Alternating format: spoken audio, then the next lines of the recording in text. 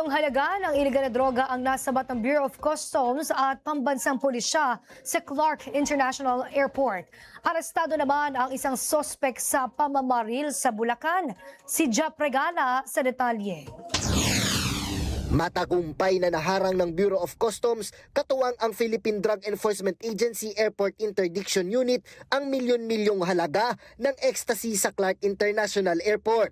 Ayon sa ulat, dumating ang 2 parcel sa Air Express Warehouse ng Clark International Airport at nang dumaan sa X-ray inspection, nakita ang mga kahina-hinalang mga imahe sa loob ng parcel.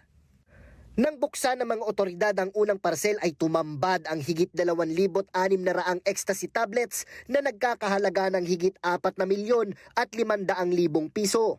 Kasunod nito, binulatlat din ng otoridad ang pangalawang parcel kung saan lumabas ang halos 1,500 ecstasy tablets na nagkakahalaga ng halos 2 milyon at 500,000 piso. Base sa tala, nagmula ang mga ilegal na droga sa Austria at patungo sa ng Davao City. Patuloy pa ang investigasyon ng pulisya hinggil dito. Arestado naman ang isang lalaking sangkot umano sa pamamaril sa Plaridel, Bulacan.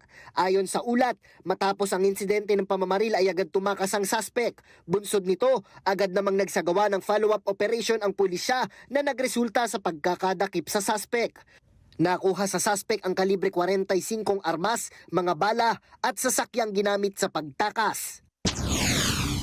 Arestado rin ang 6 na individual na sangkot umano sa pagbebenta ng iligal na droga sa lalawigan ng Bulacan. Sa ikinasang buy-bust operation ng Bulacan Police sa San Jose del Monte, Bulacan, alas 3 ng hapon nang madakip ang 2 suspect at nasabat sa kanila ang 5 sachet ng hinihinalang shabu na may tinatayang halaga na higit 54,000 piso. Samantala, 4 pang individual ang nadakip ng pulisya sa mga bayan ng San Rafael, Angat, San Miguel at Norzagaray. Nasamsam sa kanila ang 13 sachet ng hinihinalang shabu at 4 na sachet ng marijuana na aabot sa halos 80,000 piso ang halaga. Mahaharap ang mga nadakip na suspect sa kasong paglabag sa Republic Act No. 9165 o Comprehensive Dangerous Drugs Act of 2002. Para sa totoong balita sa Bagong Pilipinas, Jap Regala, Congress News.